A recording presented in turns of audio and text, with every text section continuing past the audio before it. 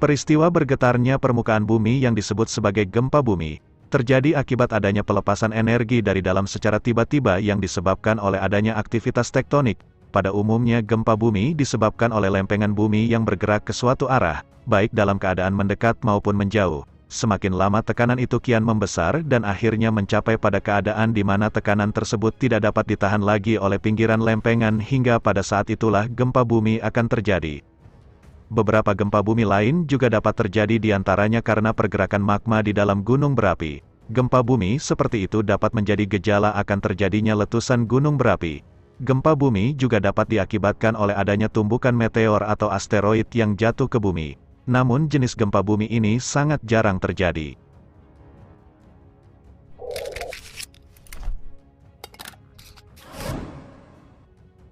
Peristiwa gempa bumi, secara sederhana dapat dijelaskan bahwa saat terjadi tumbukan lempeng bumi, tanah di permukaan bumi pun ikut bergetar. Bila energi yang dilepaskan cukup besar maka akan mengakibatkan guncangan yang besar pula pada permukaan bumi. Namun jika tumbukan terjadi di dasar laut dengan kekuatan melebihi 6 skala Richter pada kedalaman yang dangkal, maka air laut pun akan naik menghasilkan gelombang tsunami. Selanjutnya jika magma di dasar bumi mengalir melalui cerobong magma, maka akan mengakibatkan terjadinya gempa vulkanik dengan disertai letusan gunung berapi.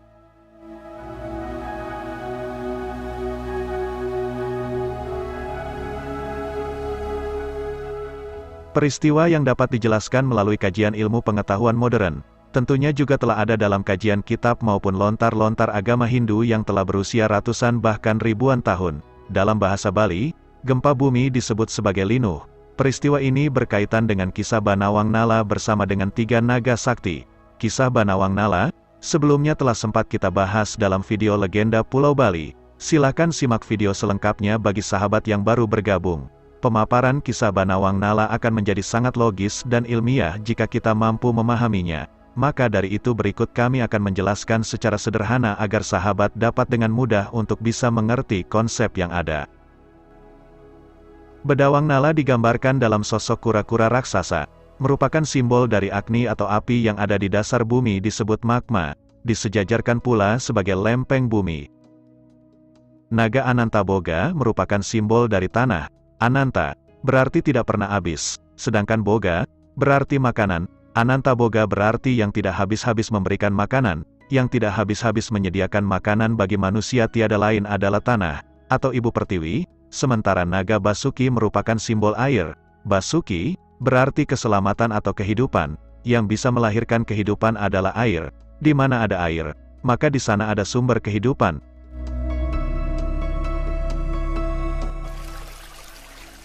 Bedawang Nala diikat oleh 2 naga yakni naga Gombang dan naga Gini. Dalam teks-teks sastra, naga Gombang disebut Anantaboga, dan naga Gini disebut sebagai naga Basuki. Selanjutnya ada naga Taksaka yang berada di angkasa. Bedawang Nala dan ketiga naga keadaannya terus bergerak bergeser dan berpindah dalam keadaan yang senyap. Begitupun kondisi bumi kita dalam kajian ilmu sains. Keadaan lempeng bumi, magma, air serta udara semuanya ada dalam keadaan bergerak, mengalir dan bergeser, bahkan bumi juga mengalami evolusi dan rotasi yang berlangsung secara konstan. Jika Bedawang Nala bergerak, Anantaboga pun bergerak. Gerakan yang terjadi secara cepat dan kuat maka akan mengakibatkan linuh, atau gempa tektonik. Namun bila gerakan Bedawang Nala sedemikian hebat, naga Basuki pun ikut bergerak sehingga dapat mengakibatkan luapan air laut atau disebut sebagai tsunami. Saat Banawang Nala bergerak menimbulkan gejor maka terjadilah gunung meletus. Berdasarkan penyebabnya gempa yang umum terjadi di Indonesia adalah gempa tektonik, yang terjadi akibat pergeseran lempeng bumi dengan arah getaran horizontal, dan gempa vulkanik yang terjadi akibat pergerakan magma di perut bumi dengan getarannya cenderung memiliki arah vertikal. Dalam kajian lontar Hindu, gempa bumi juga disebut dalam 2 bagian yaitu linuh dan gejor. Linuh disebutkan sebagai guncangan yang dirasakan pada permukaan bumi dengan arah getaran horizontal, sedangkan gejor atau linuh ageng dirasakan secara vertikal. Penyebutan oleh masyarakat umum, terjadinya gempa bumi, angin puting beliung, tanah longsor, banjir, dan lain sebagainya semua itu dikatakan sebagai sebuah bencana. Namun tidak demikian menurut pandangan Hindu. Dalam setiap lontar maupun kitab-kitab yang ada, Terjadinya gejala alam dengan berbagai situasi tersebut tidak dinamakan sebagai sebuah bencana. Itu adalah reaksi sebab akibat dan cara alam untuk menjaga keseimbangannya. Adanya penyebutan sebagai bencana alam atau alam yang sedang murka. Semua itu hanyalah penyebutan oleh mereka yang tidak paham akan alam tempat tinggalnya. Disebutkan bahwa alam tak pernah marah, melainkan ia sangat pemurah. Alam hanya akan tetap pada suatu siklus untuk tetap mencapai keseimbangan sesuai hukum yang dimilikinya. Bila alam mulai tidak seimbang, maka alam sendirilah yang akan menyeimbangkannya.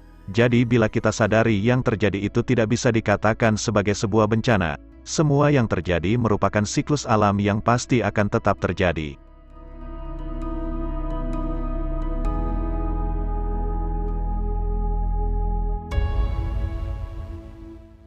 Belakangan ini, bumi dikatakan semakin sering mengalami bencana-bencana besar, terjadinya global warming, gunung es di wilayah kutub mencair, hutan-hutan terbakar, seringnya terjadi gempa bumi dan gunung berapi. Dengan keadaan yang demikian bumi yang kita tempati dianggap sudah tua.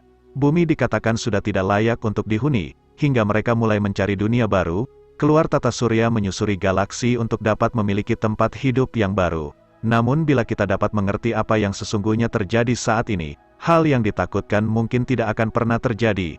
Apa yang dialami bumi saat ini tidak terlepas dari ulah kita sendiri sebagai manusia, makhluk sempurna yang dibekali akal, pikiran, dan hati nurani. Peningkatan populasi manusia tidak berbanding lurus dengan kecerdasan yang mereka miliki. Ego dan keserakahan menjadikan semua yang ada sebagai sumber komoditi, tidak peduli di darat, laut, udara, bahkan perut bumi semua diambil demi sebuah eksistensi.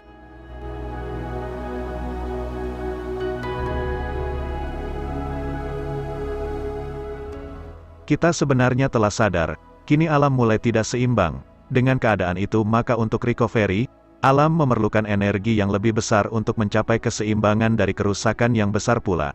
Oleh karena itulah, dalam tradisi beragama khususnya masyarakat Hindu di Bali, tidak pernah lepas dari semangat untuk menjaga keseimbangan alam. Kita adalah manusia, insan yang berkepribadian dan memiliki akal budi harus tetap menjaga dan melestarikan alam tempat kita tinggal. Kita adalah bagian dari alam maka tidak luput dari hukum alam itu sendiri. Mulailah menyesuaikan diri dengan alam, cintai, sayangi, dan rawatlah dia sehingga manusia pun turut dirawat dan dijaga olehnya. Jika manusia angkuh menentang alam, maka alam akan menagihnya kembali dengan caranya sendiri. Manusia jangan hanya ingat dan bisa mengambil dari alam, tetapi juga harus bisa memberi.